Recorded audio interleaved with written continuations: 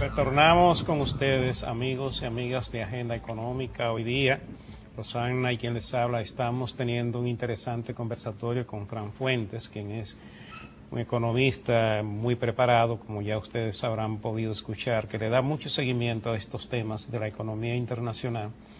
Y hoy día estamos tratando el tema del petróleo. Hemos hecho con Fran, nos ha explicado una forma, una evolución histórica de la crisis petrolera, de cómo han evolucionado y cómo se ha manejado esto con lo que es la incidencia de economías desarrolladas, tanto por el lado de las economías desarrolladas de Estados Unidos y su manejo de la geopolítica internacional, y lo que tiene que ver con las economías emergentes, como son China, India, Brasil y Rusia. Por cierto, la mayoría de ellos productores de petróleo, ¿no? Claro.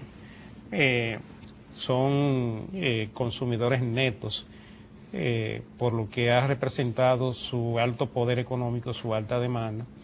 La forma como esto está incidiendo ahora mismo en el entorno internacional, yo creo que es lo que debemos seguir tratando con Fran, o sea, cómo se puede ver esta panorámica que está ocurriendo con estos países que están teniendo estos movimientos sociales tan importantes, y en qué medida esto pudiera convertirse en un elemento detonante, ¿no?, de una nueva crisis petrolera. Claro, mira, Luis y Rosana, hay una preocupación en muchos analistas internacionales sobre esta situación, porque obviamente, a pesar de que la economía mundial todavía es frágil, el crecimiento todavía no es el que se espera, los Estados Unidos todavía está teniendo problemas con el empleo y sus niveles de demanda no son los que se esperan.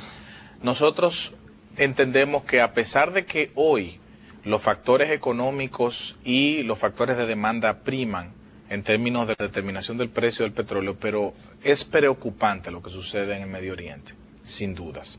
Porque en primer lugar, Túnez, que no es un gran productor de petróleo, pero en Túnez, como en la mayoría de los países del Medio Oriente, había una dictadura. Y lo que sucedió en Túnez...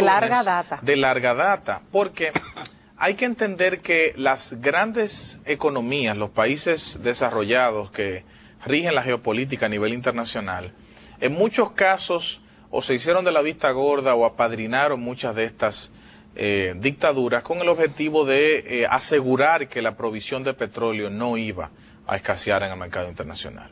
Era una manera de alguna manera buscar formas alternativas de controlar el precio a través de la diplomacia y de la geopolítica, manteniendo siempre ese vínculo con el aspecto de la promoción esporádica y muy localizada de la democracia donde se quería y de las dictaduras hacerse de la vista gorda. Y eso sucedió mucho en América Latina en su momento, todos sabemos eso, que muchas de esas dictaduras latinoamericanas fueron apadrinadas en su momento por los países desarrollados, y eso es lo que sucedió por muchos años en el Medio Oriente. Pero lo que sucedió en Túnez, nadie esperó que iba a producir este movimiento social como tan espontáneo, ¿no? Estas dictaduras de larga data que empezaron, como le dije, en Túnez con la caída de Abidine Ben Ali y que luego se han pasado a Egipto, que sí es un productor de petróleo importante y que juega un papel fundamental en las relaciones entre los árabes e Israel y en el Medio Oriente. transporte de este producto. Exactamente. A nivel internacional. Un aliado de Estados Unidos. Y es un aliado de Estados Unidos y sobre todo es uno de los elementos estabilizadores de las relaciones siempre caldeadas entre los países árabes e Israel. Y sin embargo, Hosni Mubarak, que por muchos años fue un dictador y que son de estos dictadores benévolos que, como se le llama a muchos de esos dictadores del Medio Oriente, si es que se pudieran llamar así, este tipo de políticos que lo que promovieron fue el enriquecimiento personal de sus familias y de las personas que estaban a su alrededor, obviamente generaron una situación social insostenible, de alto desempleo, pobreza, marginalidad, exclusión en estos países que al estallar en Túnez inmediatamente estalla en Egipto, y vemos cómo el movimiento social no le dio otra salida a Hosni Mubarak que salir del poder. Los Estados Unidos incluso hicieron declaraciones públicas de que tenía que salir del poder, pero es previendo de que dentro de Egipto no se generara una situación que ya pusiera en peligro la producción de petróleo, que es un productor importante. Pero, ¿qué sucede?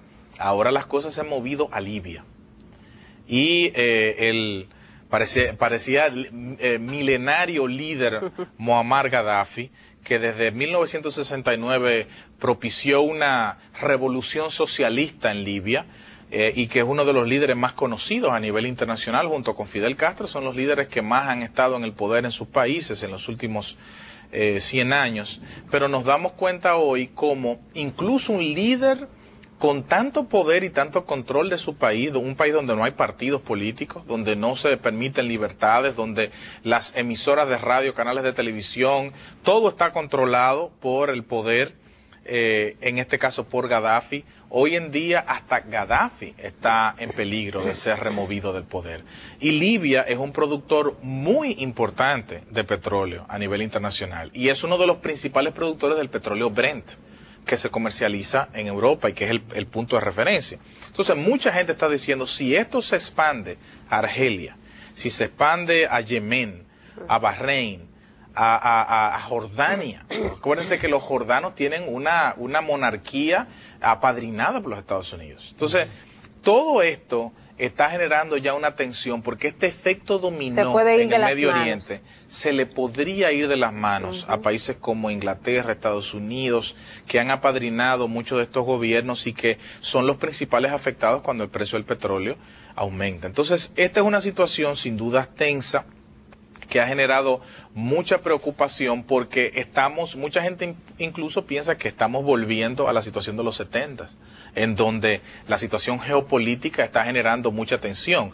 Pero hasta el momento lo que ha generado es mucha volatilidad. O sea, lo que uno ve es que el precio hoy es 90, mañana es 85, pasado es 100, sube y baja. Sí. No hay un incremento sostenido como sucedía en los años 70, porque ahora hay una división, hay una diversificación mayor de la producción de petróleo, pero sin dudas resulta preocupante lo que está pasando en el Medio Oriente. Y aunque nosotros no somos un país que estamos cerca y que no vamos a ser afectados directamente por el conflicto bélico y la revuelta social, pero sí vamos a ser afectados por lo que suceda con el precio del petróleo a nivel internacional. No, y algo importante también, el comportamiento de los mercados hoy día online en la formación de precios generan también este nerviosismo. O sea, ya la parte de cómo se va vinculando esa oferta, esa demanda, no solamente cómo se refleja también en las bolsas de valores. O sea, hay una conexión ya global, claro, online, que hace que no sea tan espaciado como en otras ocasiones. Ya estamos en un mundo que es todo en el minuto que sucede. Y estamos hablando, por ejemplo, en el caso de Libia, es un país que produce 1.3 millones de barriles de crudo. O sea, estamos hablando de un país que tiene 36 mil millones de barriles como reserva. O sea, este es un productor importante, sobre todo de petróleo Brent. Entonces, nos estamos enfrentando ya a una situación en donde países que son claves en la provisión de petróleo a nivel internacional están enfrentando situaciones de ingobernabilidad. Y esto es algo que no solo está afectando la situación actual del petróleo, sino que hacia el futuro ya hay varios analistas, sobre todo expertos petroleros que son saudíes, que han dicho de que las reservas de petróleo no son los niveles que se pensaban inicialmente. Incluso hay un famoso analista y experto en petróleo que es de Arabia Saudita, que dice que nosotros debemos tener reservas de petróleo quizá para 10 años. Y esto eso es algo que llama muchísimo la atención, porque si bien es cierto que el presidente Obama ha empezado un proceso de reconversión de los Estados Unidos para depender de energías alternativas y irse a alternativas mucho más verdes, pero muchos países como el nuestro no tienen los niveles de diversificación todavía para enfrentar una escasez del petróleo. Yo creo que una de las cosas que debemos hacer en República Dominicana como política de Estado, ya sea en este año o en el futuro cercano, tenemos que empezar un proceso serio de diversificación de nuestra matriz energética. Nosotros tenemos una oportunidad de movernos ya a energías mucho más limpias, como el gas natural, y movernos hacia alternativas entre los biocombustibles para quizá, por ejemplo, utilizar más paneles solares, utilizar más energía eólica, porque nosotros estamos en una situación de vulnerabilidad, porque somos un país importador de petróleo. Netamente y nosotros, al ser un país que ha tenido un crecimiento sostenido en los últimos 15, 20 años, no tenemos, nuestra demanda de petróleo se ha incrementado de manera bárbara. O sea, en el año, por ejemplo, 2008, cuando el petróleo alcanzó su pico histórico, tuvimos una factura petrolera de más de 4.000 millones de dólares. Eso es mucho para el tamaño de nuestra economía. Para que los amigos televidentes tengan una idea, eso al del presupuesto del año pasado es como 1/3 del presupuesto nacional, si lo comparamos. Entonces, estamos ante una situación en la que tenemos que no tomar una medida en este momento, sino empezar una política estatal de diversificación integral de nuestra matriz energética, porque si nosotros nos vamos a ver en los próximos 10 años con una escasez de petróleo, o en los próximos 15 o 20, nosotros tenemos que tratar de disminuir, de amortiguar esa situación a través de una política de diversificación. Sin duda, esa es la única alternativa que nos queda. Sí, porque esto es una situación, perdón Luis, que no va a ser coyuntural, o sea, podemos conseguir que baje a 85, que se logre, pero va a haber una tendencia estructural ya del movimiento de los precios del petróleo, que lo va a mantener a niveles que son insostenibles para economías pequeñas y abiertas como la República Dominicana. Pero vamos a una pausa y venimos al último segmento ya con el doctor Fran Fuentes Brito. Vamos a ver.